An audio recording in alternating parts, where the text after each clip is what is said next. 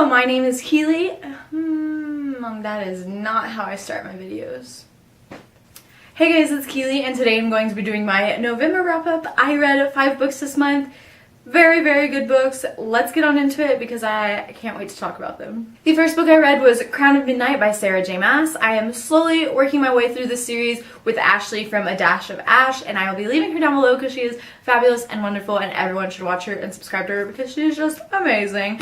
Anyway, this is the second book in the Throne of Glass series, and I didn't like it as much as the first one, but I am very curious to where the story is going, but I'm also very, very nervous to where the story is going. I gave it 4 out of 5 stars just because the first half was like really, really slow. I mean, I still loved it and I was still like so into it, but you could tell it was slow when the second half picked up like so much. But yeah, I can't really tell you what it's about, but the first book is about an assassin named Selena Sardathian, and it's just great and I love it.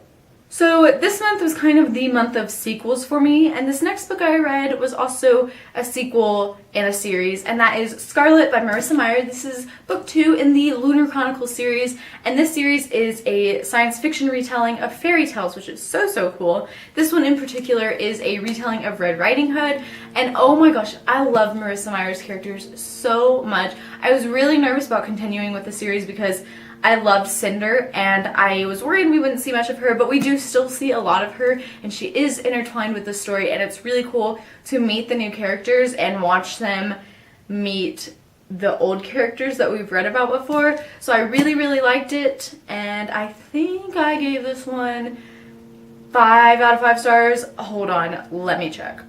Yes, I did. I gave it 5 out of 5 stars. It was fantastic, and I can't wait to read the rest of the series. So the next book I read is for one of my London classes for next semester when I study abroad, and that is At Bertram's Hotel by Agatha Christie. This is a really popular book just because Agatha Christie is super popular. It's a mystery. She writes mysteries. I'm not sure exactly how to explain it other than it's really set in this hotel mainly, and it's just a great hotel, and then something starts happening. People die, mystery. Yeah. I gave it 3 out of 5 stars, maybe 2 or 3 out of 5 stars. I just didn't like the writing style at all. I could not get into it, and it was very anticlimactic to me. The mystery just wasn't fun, and mysteries are supposed to like keep you on the edge of your seat, you know, and this one I was just like, okay, I just want to like get this over with. So hopefully I read some of her other books and enjoy them because my mom really, really loves Agatha Christie, so I'm really hoping that I like her other books. This next book I read was one of the best sequels I've ever read, and that is A Torch Against the Night by Sabaa Tahir. This is the second book in the An Ember in the Ashes series. I'm not sure how many books are going to be in the series, but I really can't give it a synopsis because it is the second book. Oh, okay.